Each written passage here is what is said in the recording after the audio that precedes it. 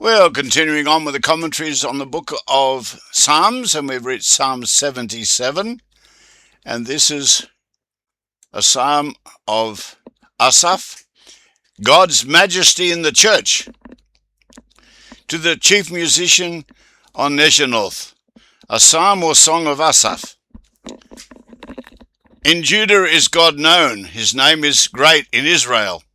The Lord's name and reputation is well known in Judah and all over Israel. In Salem also is his tabernacle and his dwelling place in Zion. He lives in his tabernacle in Jerusalem. He inhabits Mount Zion. There he breaks the arrows of the bow, the shield and the sword, and the battle, Selah. There the Lord breaks all of the weapons of the enemy, and then he defeats them in battle. Stop, pause, and think about that. You are more glorious and excellent than the mountains of prey. Not even all of the mountains on the earth can even compare to your magnificent glory. The stout-hearted are spoiled. They have slept their sleep, and none of the men might have found their hands. All of the leaders of the mighty armies have had their sleep, but when they wake up, they are not even able to raise up their hands against Israel. At your rebuke, O God, Jacob, both the chariots and the horses are cast into the deep sleep. When you, the Lord God of Israel, rebuked them, both the chariots and the riders fell and did not continue in the battle, because the battle belonged to the Lord.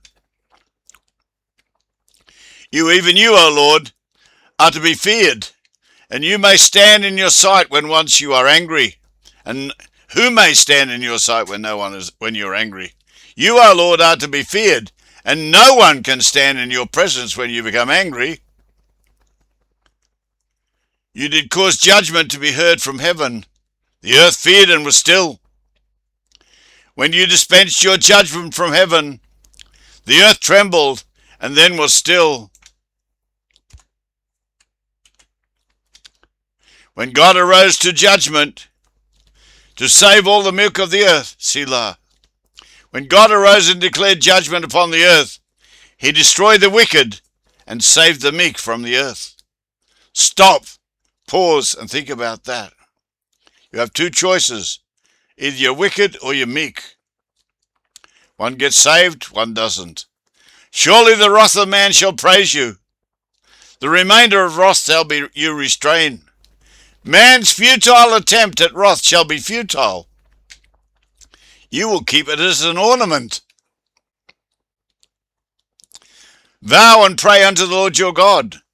Let all that be round about him bring presents unto him that ought to be feared. Make sure that you fulfill all of the vows that you have made to your God. Bring him presents, for he is to be revered with reverential fear. He shall cut off the spirit of princes. He is terrible to kings of the earth. The Lord brings unrighteous princes to nothing, and removes kings from their thrones. That is the God we serve.